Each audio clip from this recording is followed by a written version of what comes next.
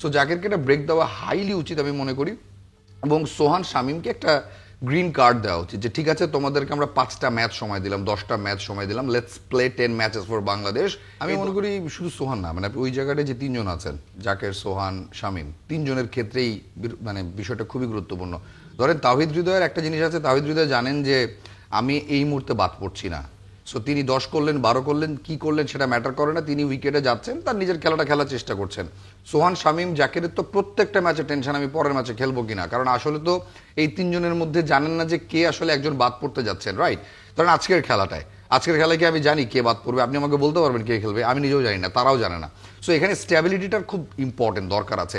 আমি মনে করি জাকের যে প্রেশারের মধ্যে দিয়ে যাচ্ছে, আমি পার্সোনালি বিলিভ করি এটাতে ডিবোর্ড থাকতে পারে, এটাতে নানাজন নানা কিছু বলতে পারে, জাকেরকে আপাতত একটু ব্রেক দেওয়া উচিত। মানসিকভাবে আপনি যখন আনস্টেবল থাকবেন, প্রেশার যখন নিতে পারবেন না, সেটার প্রভাব তো মাঠের খেলায় পড়বেই। তানজিদ হাসান তামিম তো ম্যাচটা বের করে নিয়ে যাচ্ছিলেন, জাকেরের কাজ ছিল তাকে সিঙ্গেল নিয়ে রানটাকে হেল্প করা, পার্টনারশিপটাকে গড়ে তোলা এবং একটা দুটা বাউন্ডারি আদায় করা। আপনি যদি এইরকম ম্যাচে সিঙ্গেল নিতে না পারেন, আপনি মানসিকভাবে কোন জায়গায় আছেন বোঝেন।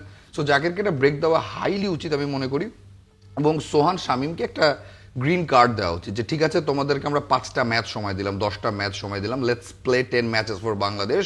এই 10 ম্যাচে তোমার ওয়ার্থটা দেখাও, এরকম একটা আমার মনে হয় যে একটা কমফোর্ট জোনে দেওয়া উচিত। না হলে আবারও জাকের, বাংলাদেশের ক্রিকেটে তো খুব মজার একটা ব্যাপার আছেই যে কেউ আমার জায়গায় পার্থবণিক যদি খেলে, পার্থবণিক ইভেন্চুয়ালি ফ্লপ মারবেই। সো আমি তাই বরং তো আবার ওই জায়গায় চলে যাবো। It's very easy.